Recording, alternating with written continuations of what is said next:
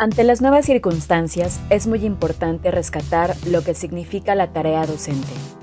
Los maestros están en el frente de batalla, tienen la responsabilidad de salvar la escuela, el año, el sentido e interés de los estudiantes por seguir aprendiendo, por seguirse vinculando, a pesar de la distancia y de las dificultades que implica el no estar cara a cara.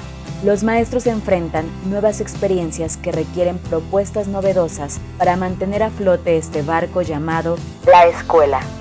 Para todos ellos, este programa, Al Maestro con Cariño, el gusto por aprender debe prevalecer. El día de hoy nos vamos a encontrar con un maestro muy querido. Él es el maestro Marco Mendoza. Es un maestro que tiene una historia dentro de este trabajo muy interesante. Vamos a platicar con él, vamos a ver qué nos cuenta. Sin duda va a ser interesante para todos. Hola, maestro Marco, muy buenos días. Hola, muy buenos días, maestra Lilia. Maestro Marco, a mí se me ocurre preguntarle al principio si usted nos podría contar un poquito de cómo fue que usted decidió, si es que fue así, cómo fue que usted llegó al lugar de esta función docente. ¿Usted decidió estudiar para maestro o fue un accidente? No, más bien fue una obligación. Sí. Yo creo que como a todas las niñas y niños, siempre uno tiene como ciertas expectativas. Yo, en primera instancia, quería ser agrónomo. Esa era como una de mis intenciones iniciales. Recuerdo cuando era niño, teníamos un pequeño jardín y entonces me apasionaba ver las plantas crecer, me apasionaba ver cómo se producían las flores, los frutos. Era para mí algo que me llenaba, que me agradaba. Después, desde muy chico, me apasioné por la lectura y en especial por la literatura.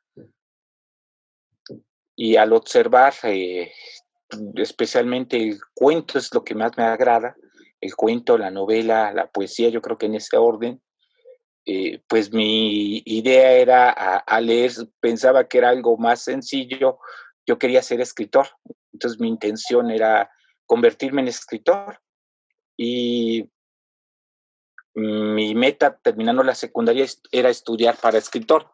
Lo que yo no sabía era que no existía una carrera para escritor en aquel entonces, no había registrada ninguna licenciatura de este tipo en nuestro país, allá en los años 80, finales de los 80.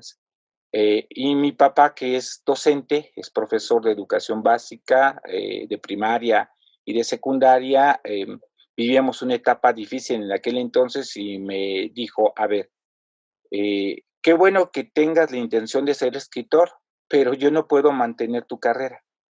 Yo lo que te sugiero es que estudies en la normal para que de esa manera cuando tú termines tengas un trabajo y puedas decidir con lo que tú ya ganes hacer lo que tú quieras con tu vida. Eh, no me queda otra que aceptar. Yo no quería ser docente. Y tan fue así que recuerdo mucho que el primer año y medio eh, tuve muchos conflictos, especialmente en términos de las evaluaciones.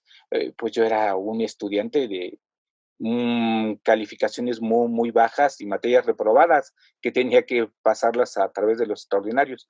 No pensaba ser docente, Lilia, no era mi intención, no era mi gusto, no era algo que me interesara en realidad. Y pues avanzando poco a poco fue como se fueron presentando ciertas circunstancias. Una de ellas fue que era el año de 1983, cuando yo inicié la carrera de profesor normalista a nivel bachillerato. Y cuando pasó el año y medio, más o menos de los cursos, vino una huelga en la Nacional de Maestros. Y esa huelga se generó porque se había determinado que el 50% de los estudiantes de la normal tenían que ir a atender el servicio en los estados y la otra mitad se quedaba en la Ciudad de México. Yo cuando entré a estudiar, todos nos quedábamos en la Ciudad de México y esa circunstancia obligó una huelga que no tuvo buen éxito, la huelga en cierta manera no logró su objetivo y desaparecieron en el turno vespertino, que era el turno en que yo me encontraba, y nos integraron al matutino. Entonces también fue un golpe muy fuerte. Pero mira, aparte de que yo no quería ser docente, resulta que sacando cuentas, el 50% se quedaba y el 50% se iba por promedio. Entonces yo era el 50% de los que se tenían que ir. Yo no me quería ir. En ese entonces yo no tenía esta misma perspectiva que cuento en la actualidad. Entonces, me puse como meta, sacando mis cuentas, los promedios de la gente que estaba estudiando en ese entonces y que le tocó que se decidiera su salida de la Ciudad de México o quedarse aquí. Sacando cuentas, yo tenía aproximadamente 6.8 de promedio. Y la gente que se quedaba en la Ciudad de México tenía un promedio de 8.8, de tal manera que para poderme quedar en la Ciudad de México tenía que tener 10 cerrado para alcanzar el promedio. Yo era de 6.8 promedio. Entonces, sacando mis cuentas, tenía que sacar 10 cerrado. No lo logré, no lo logré. Saqué 9.9. Y sí, yo sacando cuentas dije, pues me quedo en la tablita, ¿no? O sea, quedé en el escalafón 480 aproximadamente y me quedé en la Ciudad de México, porque no me veía como un maestro rural. Era más mi interés quedarme en la ciudad. Y al quedarse en la ciudad tuvo oportunidad de irse reconciliando entonces con la idea de ser maestro. ¿Qué lo reconcilia con eso? Pues no sé si me reconcilió, Lidia, más bien yo le encontré sentido, en especial en el último año de la propia carrera, es decir, cuando yo estaba en cuarto año. Mi intención era tratar de, sí, utilizar el trampolín de la normal para realizar otros estudios, pero en el cuarto año yo tengo un amigo muy querido, es mi compadre, Zenobio Popoca Ochoa, actualmente es su director de la Benemérita Escuela Nacional de Maestros, y Zenobio era uno de los alumnos, uno de los estudiantes más destacados de nuestra generación, escalafón número 2 de nuestra generación.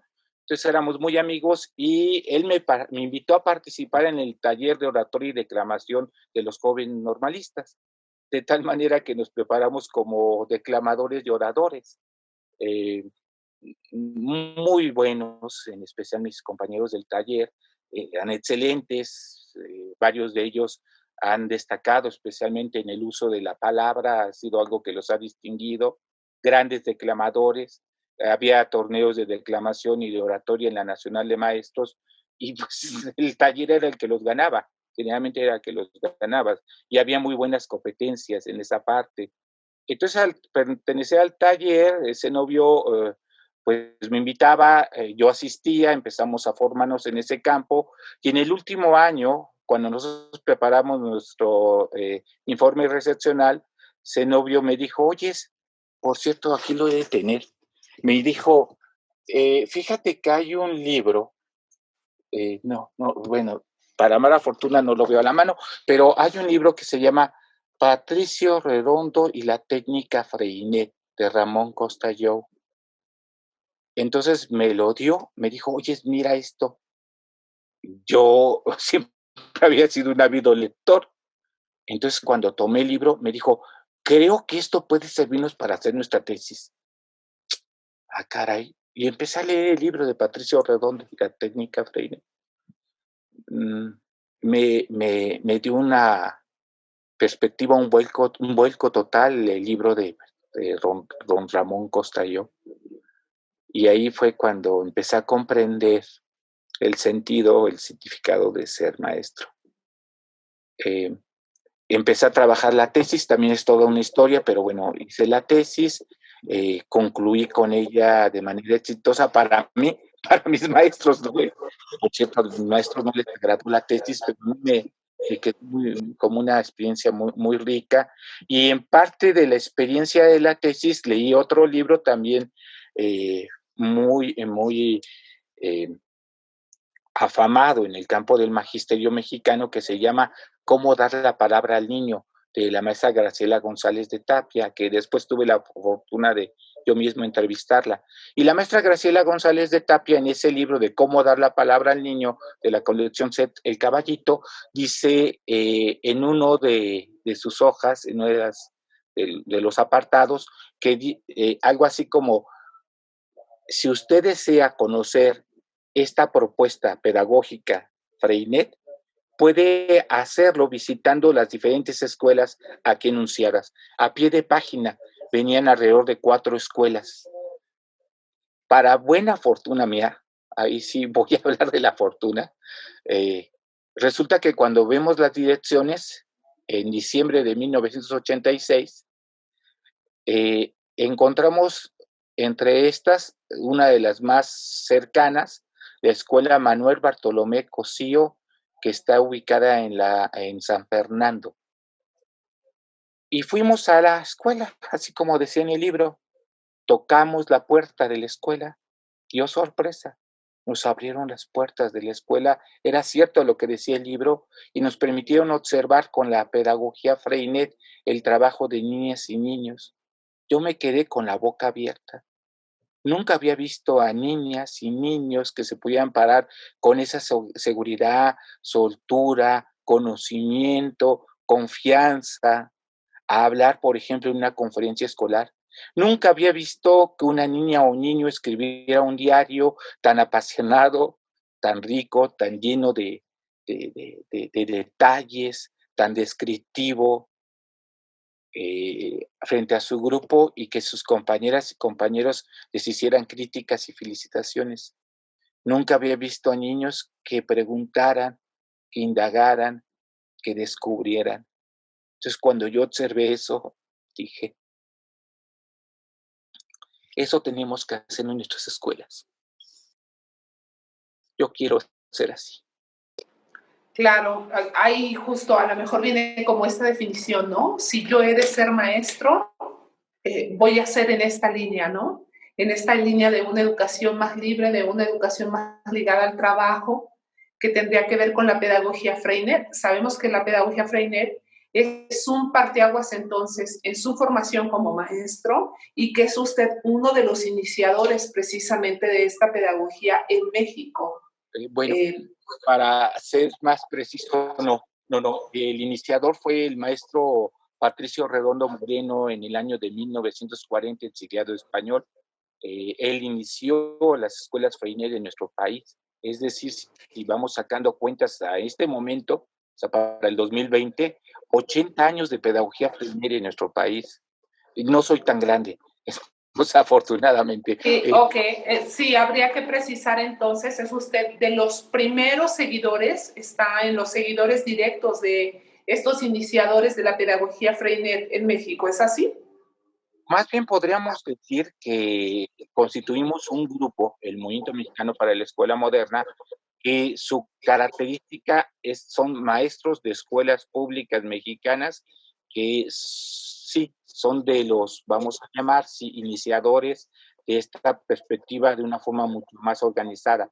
La maestra Graciela González de Tapia, que es esposa del maestro José de Tapia Bujalance, otro de los exiliados españoles que fundan la Escuela Manuel Bartolomé allá del año, a lo mejor me equivoco, 1954, si no mal recuerdo.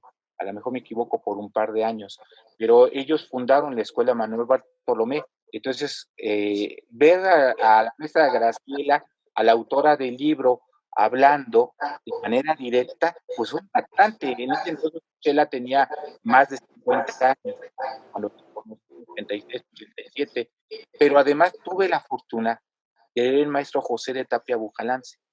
Ya estaba cercano a los 90 años y me tocó verlo trabajando con niñas y niños.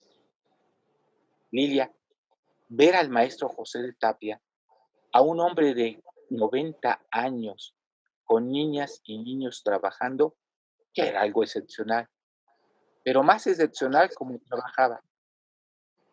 Recuerdo mucho que en lo que es su sala grande, donde hacen sus asambleas escolares, estaba colocada una mesa larga y estaban niños, si no mal recuerdo, de segundo año. Y José de Tapia, un hombre alto de 90 años, parado, sin sentarse. Y las niñas y los niños alrededor de la mesa. El maestro José de Tapia estaba dando una clase sobre electromagnetismo a niños de segundo año. Y conectaba un imán de manera eléctrica y los unía. Y de manera así sigilosa quitaba la corriente para separar los imanes. Y los niños de segundo año quedaban sorprendidos. Entonces José de Tapia les preguntaba, ¿qué creen que sucede? A ver, prueben ustedes. Y entonces conectaba, ponía los imanes, se los pasaba a los niños y los niños intentaban quitarlo y no podían. Y entonces muy discretamente quitaba la corriente y lo separaba. Y entonces los niños empezaban a decir, Pepe, decía, no maestro, Pepe nos está haciendo trampa.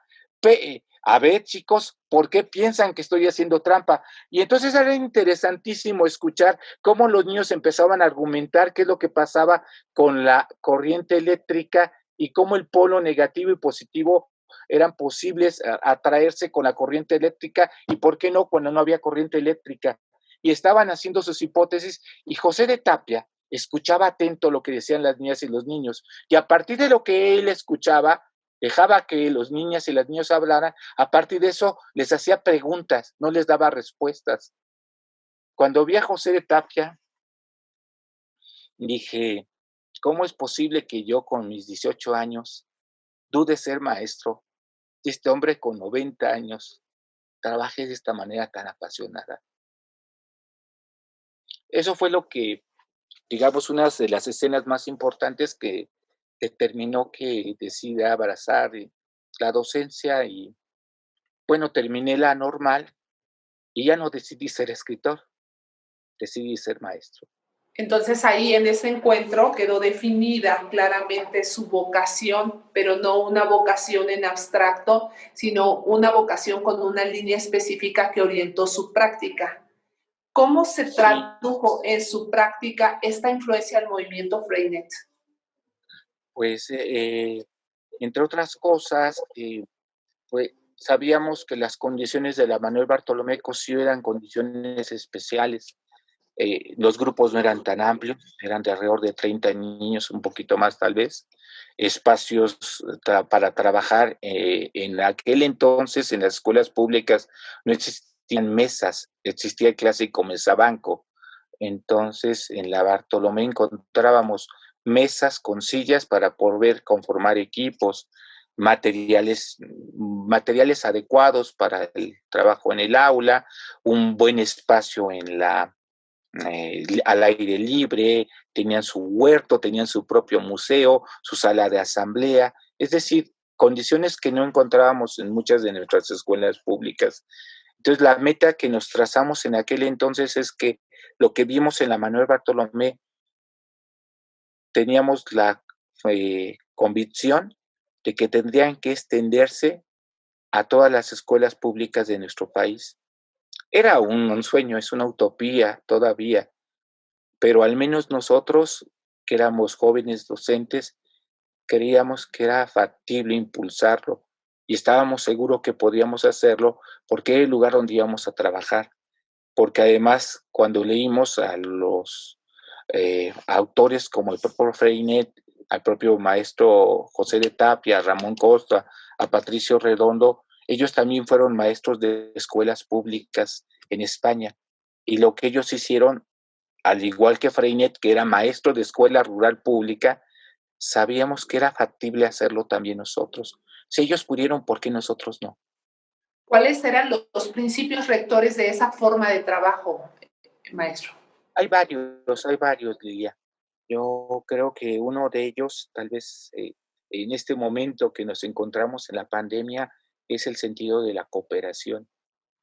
es una educación que forma en este sentido del grupo, del trabajo en conjunto, sin descartar el individual, el aspecto individualista o el aspecto personal, pero en beneficio del grupo. Esto es un elemento esencial que anima esta propuesta.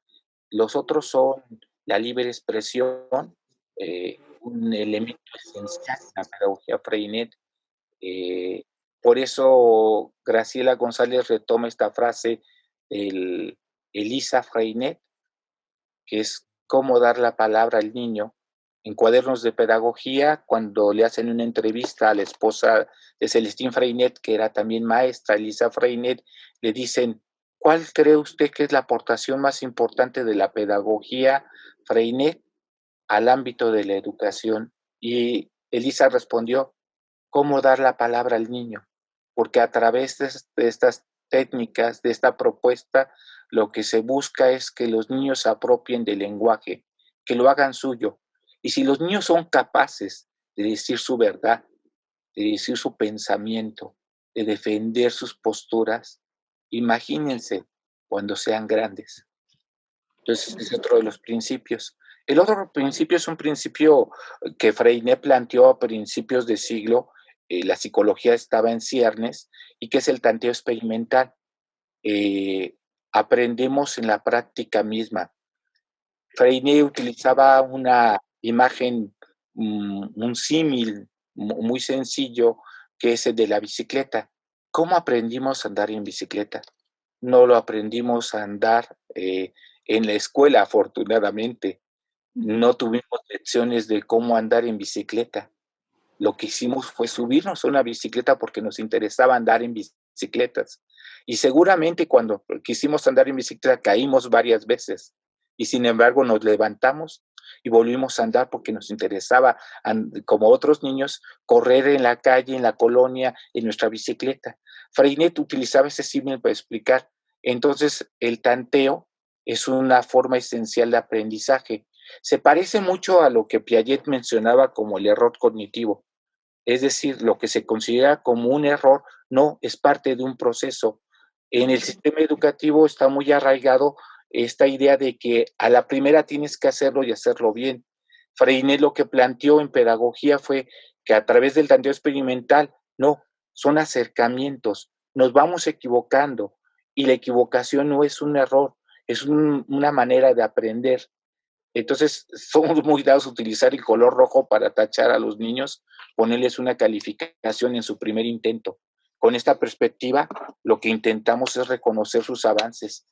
El otro principio es la educación por el trabajo, muy polémico, porque contrasta con el asunto de la perspectiva lúdica. Freinet y Vygotsky creo que son los únicos pedagogos, digamos, de los más reconocidos, que plantean el trabajo como elemento esencial del aprendizaje.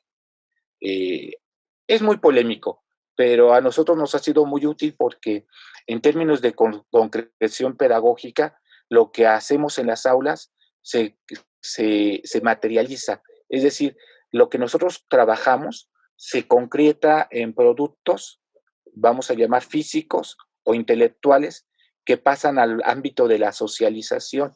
Entonces, un trabajo ya no se convierte solamente en una tarea escolar, sino en una tarea que impacta a las familias y a la propia comunidad, los famosos libros de vida. Creo que ese es como el ejemplo más claro, más preciso que podemos tener. Me vas a disculpar, Lilia, no preparé como para mostrarles, esto es casualidad, estaba viendo. Esto es un libro de vida de la Escuela Experimental Freinet de San Andrés Tuxtla, Veracruz.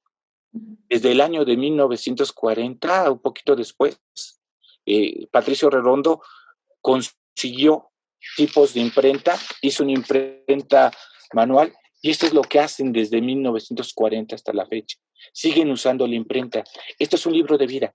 Se concreta el trabajo de los textos libres en materiales que después van a las casas y circulan. Entonces no es un asunto de que le pongamos calificación, sino que va a la propia comunidad. Bueno, claro, eso es lo que hacen en la experimental Freinet.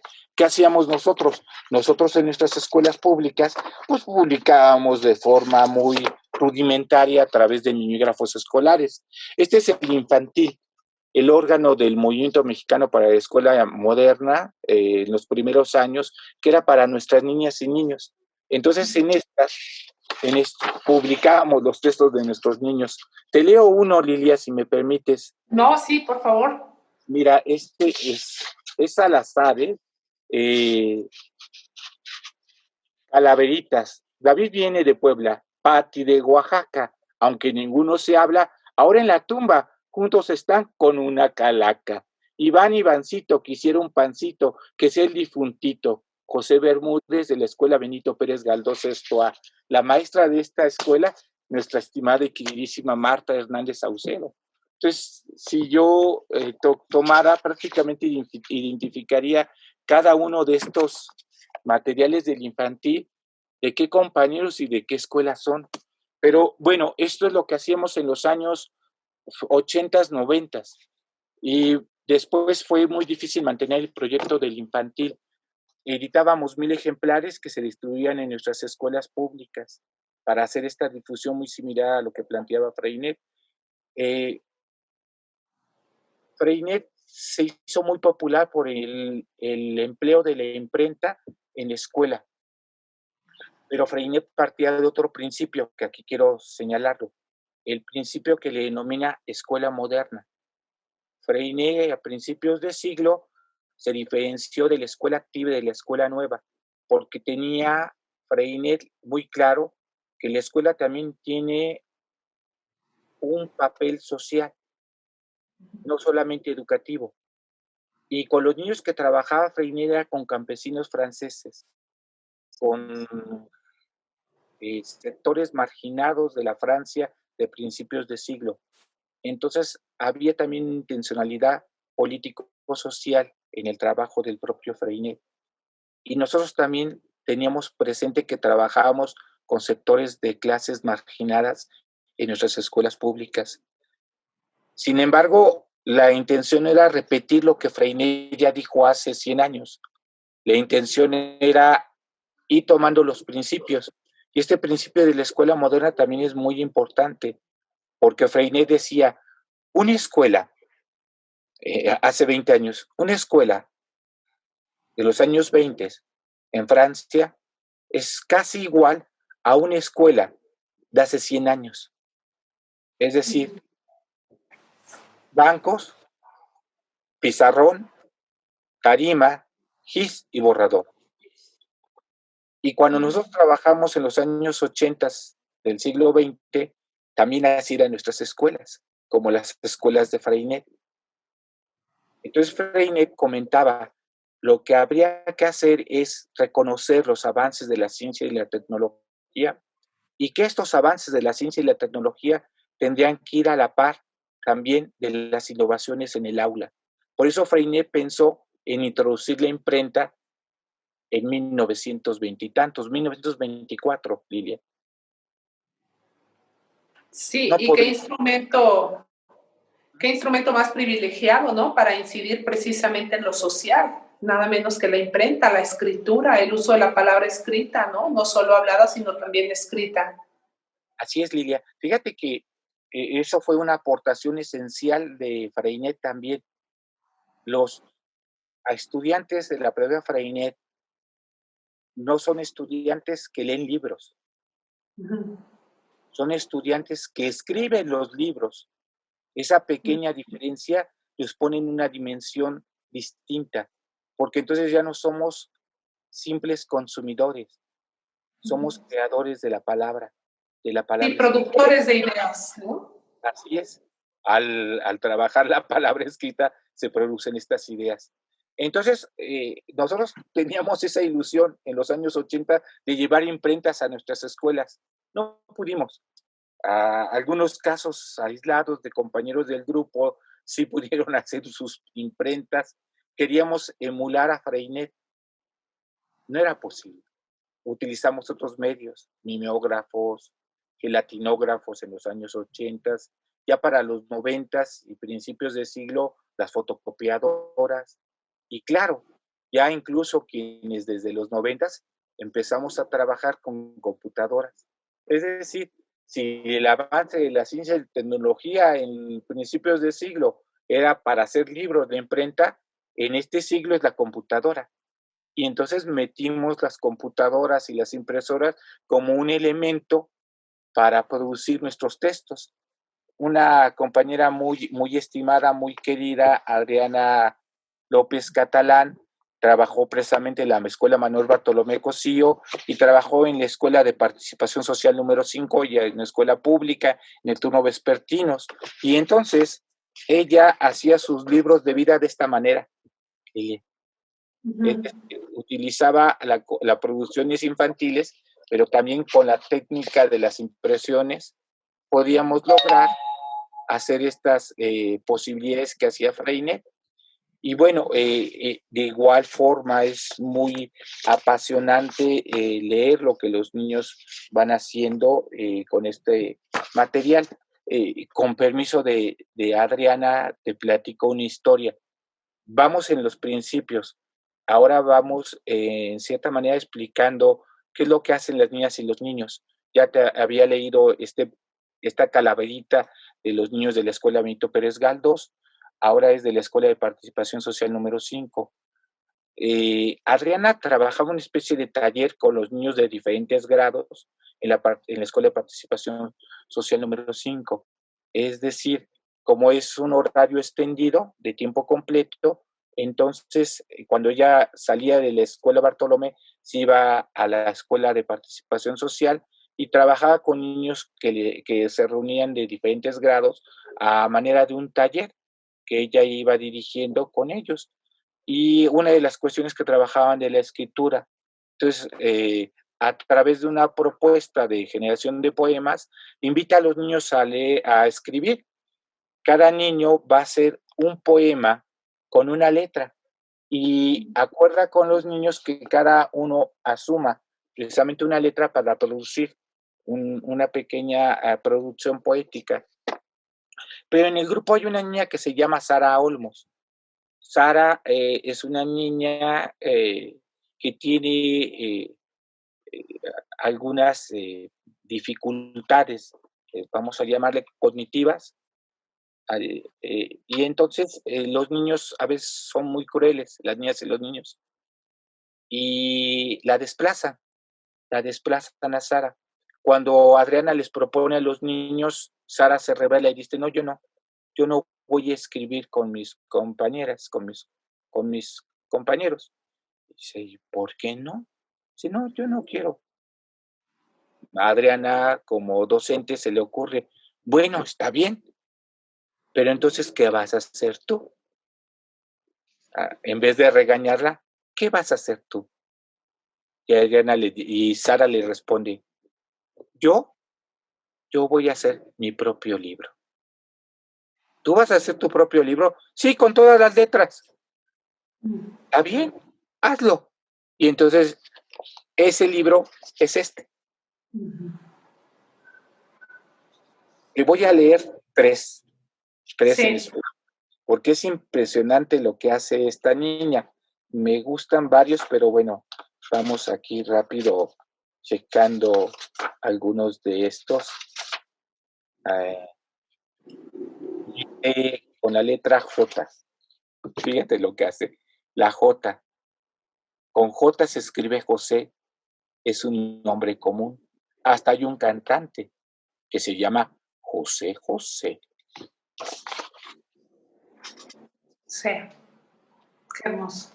La O tiene un sentido muy especial. Lilia, si tú y yo nos pudiéramos abrazar, es decir, ¿qué movimiento hacemos cuando nos vamos acercando? Esto. Si tus manos y las mías se juntaran antes de hacer el contacto total, ¿qué letra hacemos? Es la La O. Fíjate lo que hace esta Sara. La O. Dos amigos nunca se separan, siempre están juntos. Son uno. En la letra O. Cómo se va apropiando entonces la escritura. Va más allá solamente del asunto del código, le va encontrando un sentido, pero además la palabra escrita, en el caso de Sara, se apropia de la misma, se la va apropiando, la va transformando y le sirve para defenderse. Escribe la letra T, y la letra T es una respuesta para sus compañeros de su grupo. Les dice, Evelyn me dice tarada, y yo me siento enojada. ¿Cómo puede una tarada estar tan inspirada? Qué belleza. Ajá, Qué belleza. una muestra. Y entonces, ¿qué sucede? Que cuando Sara hace su libro, los otros niños ya no se quedan satisfechos con hacer un poema de una letra, sino que cada uno dice, como Sara, cada uno de nosotros va a hacer su propio libro. Sí, sí, sí. Una de las producciones de la pedagogía Freinet. Esto es uno de los elementos que están. Creo que con estos principios, Lilia, podemos quedar en términos generales mostrando este panorama que anima la pedagogía Freinet. Conocen a la pedagogía Freinet más por las técnicas, pero detrás de estas técnicas hay una serie de estos principios de los que estamos ahorita enumerando. Podríamos ahondar mucho más, pero creo que con estos ejemplos puede quedar de una manera breve un tanto claros.